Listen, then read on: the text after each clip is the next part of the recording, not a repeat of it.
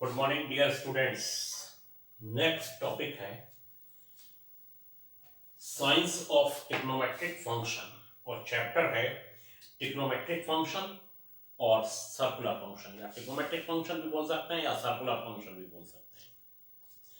इसमें हम लोग को यह देखना है कि फर्स्ट क्वाड्रेंट में सभी ट्रिग्नोमेट्रिक रेशियोज पॉजिटिव होते हैं, यानी 0 से 90 डिग्री तक का एंगल अगर sine cos tan cot sec cosec के लिए रहेगा तो वो पॉजिटिव होगा, और 90 डिग्री से 180 डिग्री तक का एंगल अगर साइन 120 की वैल्यू निकालनी है तो वो पॉजिटिव होगा, और कोसेक 120 की निकालनी है तो वो पॉजिटिव होगा। लेकिन अगर कॉस सेक कॉट टेन 120 की वैल्यू निकालनी है तो वो निगेटिव वैल्यू होगी। कितनी होगी वो बात की बात है। ऐसे ही 10 180 और 270 के बीच में, 180 और 270 के बीच में ये वैल्यू अगर थर्ड क्वाड्रेंट में है, यानी 10 210 की वैल्यू निकालनी है तो ये पॉजिटिव होगी। लेकिन अगर अदर से मतलब है फोर अदर, 10 और कॉट पॉजिटिव और अदर से मतलब है कि अगर कॉस और सेक पॉजिटिव,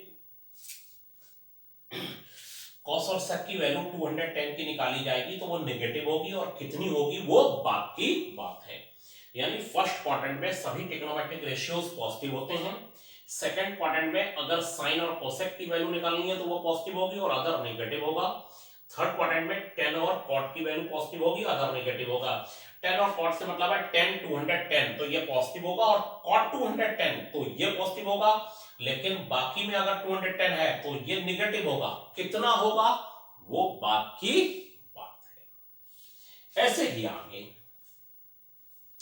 हम लोग असल में 90 डिग्री से बड़े एंगल निकालने की कोशिश कर रहे हैं, लेकिन ये निकाले वही जाएंगे जैसे 120 डिग्री 150 डिग्री, जो एंगल 90 प्लस करके जो 10th में पढ़े थे वो आ जाए। लेकिन अगर आप हमसे कहें 130 डिग्री की वैल्यू निकालो, निकल तो जाएंगे, लेकिन इसके लिए टेबल की जरूरत होगी, क्योंकि 90 प्लस 40 आ जाएगा। 40 डिग्री हमको पता नहीं है, और 40 डिग्री होता है ऐसा भी यह है कि नहीं होता है, ऐसा पॉसिबल नहीं है। सब होते हैं लेकिन वो हमको पता नहीं है, और वो मिलेंगे आपको बाजार में बुक आती है, उसमें 40 डिग्री की वैल्यू 41 डिग्री की वैल्यू सबकी वैल्यू होती है, साइन कॉस टेन के लिए सब के लिए।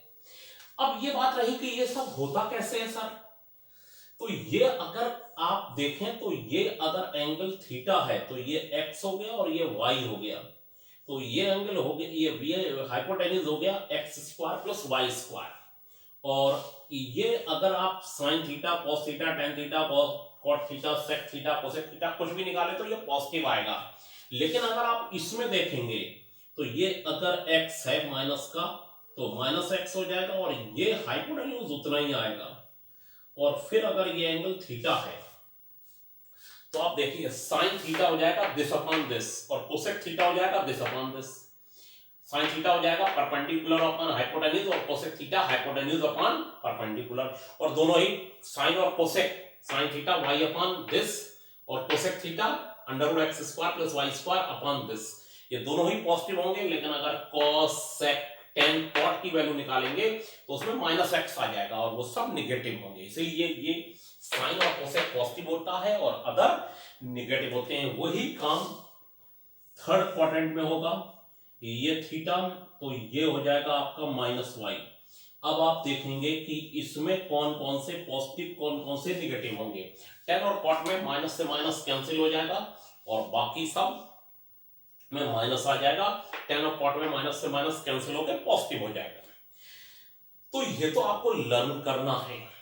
इसके बाद आपको एक नोट करके मैं लिखा रहा हूं, और नोट करके ये लिखा रहा हूं कि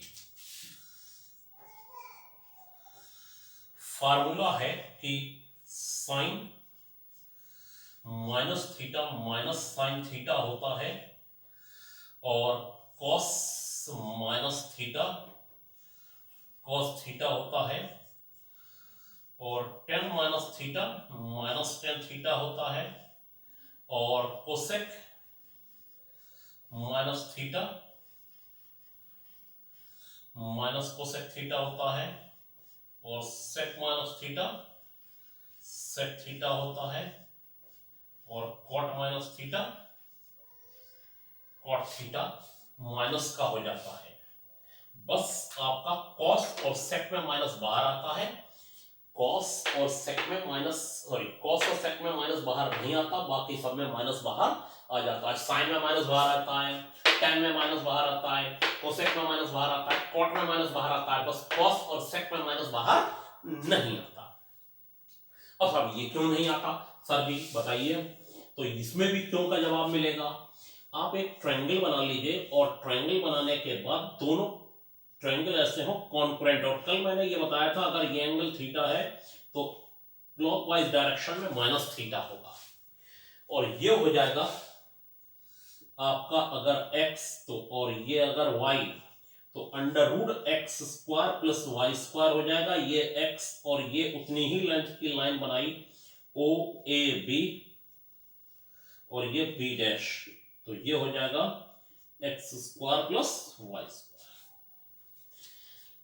ये वैल्यू सेम आएगी, बस लेंथ ये माइनस वाई हो जाएगी और एंगल माइनस थीटा हो जाएगा, बस इतना डिफरेंस है।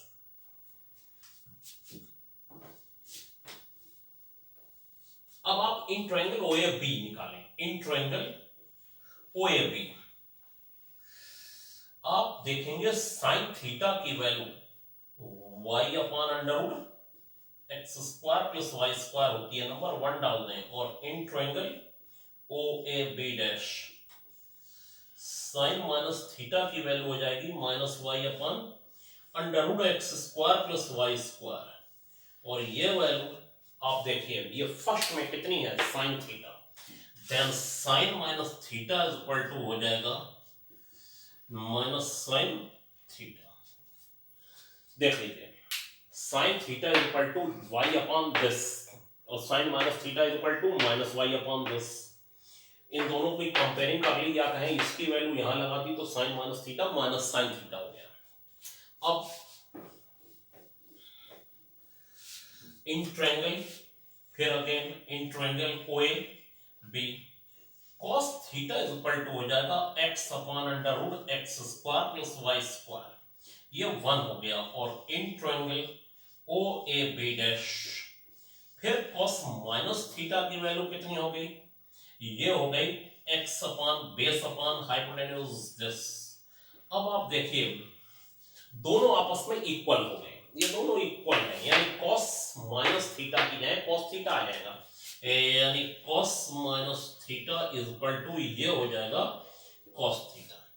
यहां से ये वैल्यू उठा के लगा दो, ऐसे ही सारे प्रूव आ जाएंगे। लेकिन ये कॉन्करेंट ट्रायंगल बनाया, जैसा ऊपर बनाया वैसा ही नीचे बनाया, और ये जो आपका एंगल जो एंटी क्लॉकवाइज बनता है एक्स एक्सिस की पॉजिटिव डायरेक्शन से, यानी एक्स एक्सिस की पॉजिटिव डायरेक्शन से वो थीटा होता है, और जो क्लॉकवाइज बनता है वो माइनस थीटा होता है। ऊपर अगर ये ए से बी लेंथ वाई है और नीचे ए से बी डैश लेंथ वो माइनस वाई हो जाएगी, क्योंकि दोनों सेम ट्रायंगल है, बस माइनस का साइन चेंज हो जाएगा और हाइपोटेन्यूज भी सेम हो जाएगी। तो ये दूसरा प्रूफ भी आपके सामने है। अब आपको ये करना है बच्चों कि आप लोगों को ध्यान से इसे समझना है, कॉपी और पेन लेके बैठना है और इसे नोट भी करना है। आप लोग मैं आप लोगों को फोन कर रहा हूं तो लग रहा है कि आप लोग कुछ पढ़ नहीं रहे हैं, तो उस पर ध्यान दीजिए पढ़ाई पर। और पढ़ना तो भाई कब तक नहीं पढ़ेंगे, और मुझे पता चलना चाहिए कि हाँ आप पढ़ रहे हैं। जब मैं पूछूं कि क्या पढ़ाया तो यही नहीं पता कि क्या पढ़ाया था, तो तुम्हें दिक्कत ही है।